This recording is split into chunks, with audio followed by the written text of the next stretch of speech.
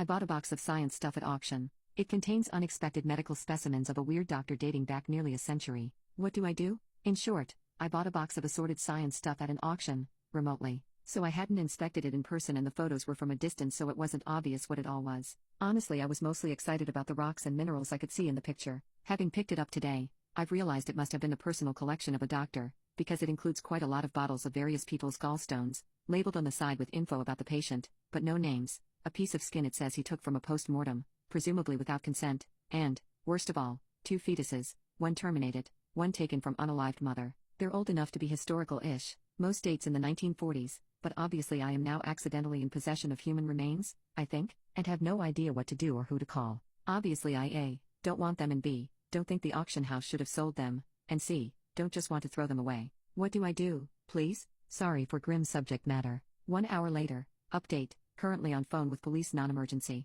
Not going to lie, they sounded pretty baffled, and I've been on hold several times, but explained about the bits of people in there, an appendix, the piece of skin, the gallstones, someone's tapeworm, the fetuses, etc., and they're taking notes and will tell me what to do next. 11 minutes later, they said they might come out and take the box, but then they rang back and asked me to email some photos. I hope they don't want photos of all the bottles of gallstones individually because there are tons. This guy liked his gallstones. 25 minutes later, emailed photos. They are coming round at 4 p.m. tomorrow. Would not confirm whether they will take the grim stuff. I hope they do because I really do not want to deal with it, especially since some of it looks like it's leaking. 5 minutes later, the worst part of all of this is that I only bought it to get some cool rocks, and the rocks aren't even cool as it turns out. Update post, after a lot of hold please, and there was an appendix in there? And human fetuses? And how was this box described? And how much did you pay for this? The police made an appointment to come round and see the box at 4 p.m. today. They have just left and thankfully took all the human samples with them. This is a huge relief to me, as I didn't want it and also didn't want the responsibility for disposing of it properly.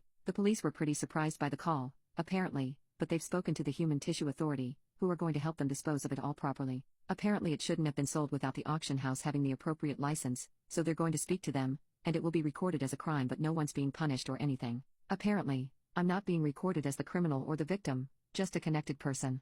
Big thanks to the people who took the time to let me know that the preserving fluid in the jars was probably formalin, which is carcinogenic. Unfortunately, I was not wearing gloves, but I did scrub my hands afterwards, thankfully. At least one of the jars had leaked quite badly. The appendix had no liquid left and you could see the lid of one of the other jars was almost eaten through as well, so I wish I'd been more careful, but at least I know now. And someone's informing the auction house too, as they obviously handled it also. I did ask if the family of the older fetus could be traced, because although the fetus would be in their 70s now if they'd lived, it says on the label that the mother was unalived, so she hadn't given consent for her baby to be removed and put in a jar forever, and I thought there might be a family out there somewhere who'd like to lay her unborn child to rest, perhaps with her. The police weren't too confident of finding out whose fetus it was because there's not much info on the label, no patient names or anything, but they said they would try. The other fetus was from intermination, so although I suspect again the mother didn't consent to it being put in a jar and eventually sold to this random woman, at least I guess she probably didn't want it back, and I suspect her family wouldn't even have known she had the termination, so not much reason to try to trace that one. The police asked if I'd like to be updated on what happens to the samples, to which I've said yes.